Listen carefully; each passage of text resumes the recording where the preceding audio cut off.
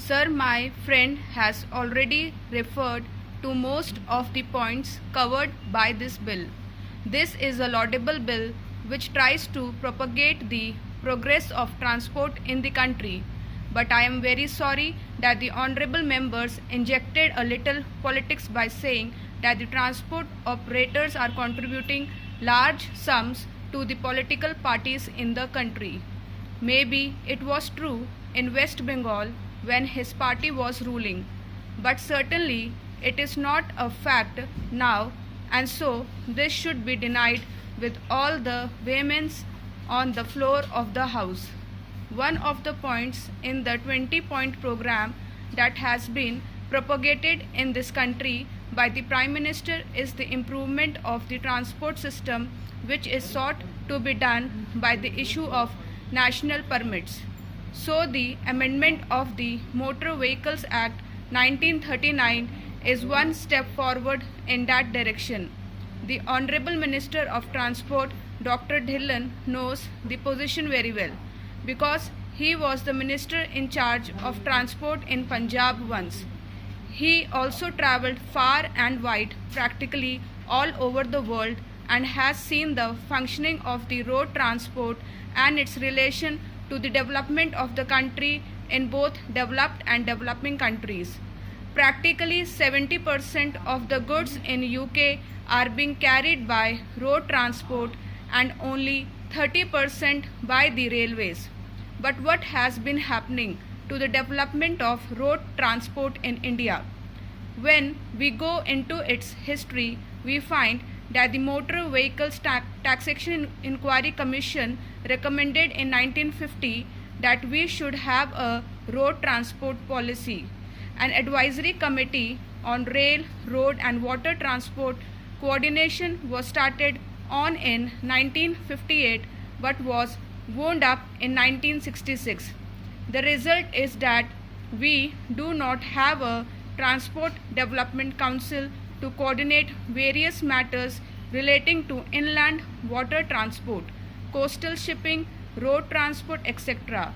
I am sure that it is a very important matter and the ministry should consider to establish a forum where all these matters can be taken up.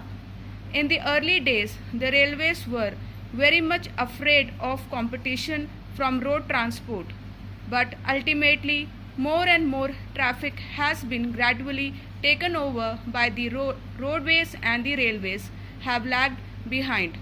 According to the 75th report of the Estimates Committee of 1984-85 and 1950-51, passenger traffic carried by road was 24.9% and that by rail was 75.1%, whereas in 1983-84, passenger traffic carried by road was 49% and that by rail was 51.1%. Similarly, in goods traffic, in 1950-51, 10% was carried by road and 90% by rail, while in 1984-85, road transport carried 34% and railways only 65%. This is the poor picture of the development of the railways. But this does not mean that everything has been rosy with road transport. Actually, everything has been done to throttle road transport. I am sure the Honorable Minister knows the present prices of vehicles, their spares and the various bottlenecks that the industry is facing. A vehicle cost rupees 1 lakh, a body cost rupees 25,000. There are heavy taxes and the various checkposts have done everything to deter the development of road transport. In spite of that, they have made commendable progress, and I am glad that the Honorable Minister has at last come forward with one progressive step.